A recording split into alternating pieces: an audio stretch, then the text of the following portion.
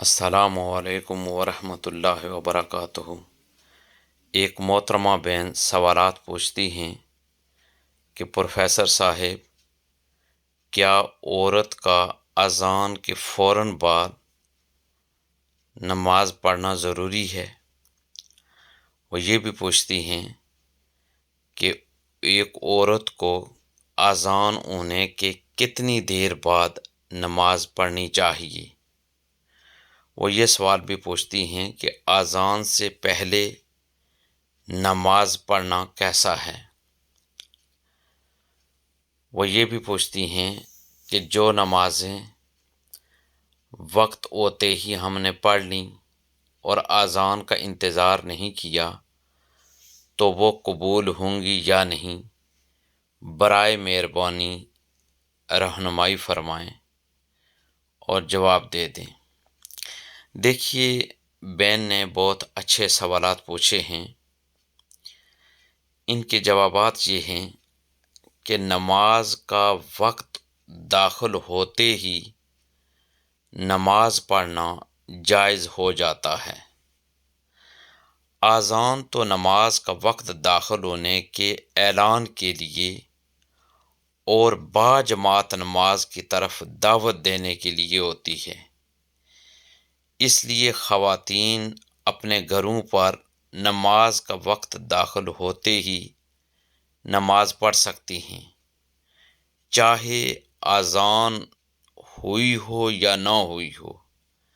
لیکن مردوں کو تو جماعت کے ساتھ نماز پڑھنا سنت مؤکدہ اور واجب کے درجہ میں ہے۔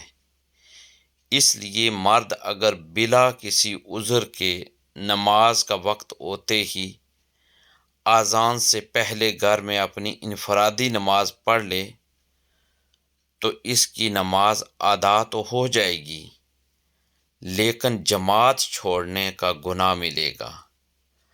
البتہ اگر کوئی شرعی عذر، بیماری، سفر یا شدید بارش وغیرہ ہو تو پھر گناہ نہیں ملے گا۔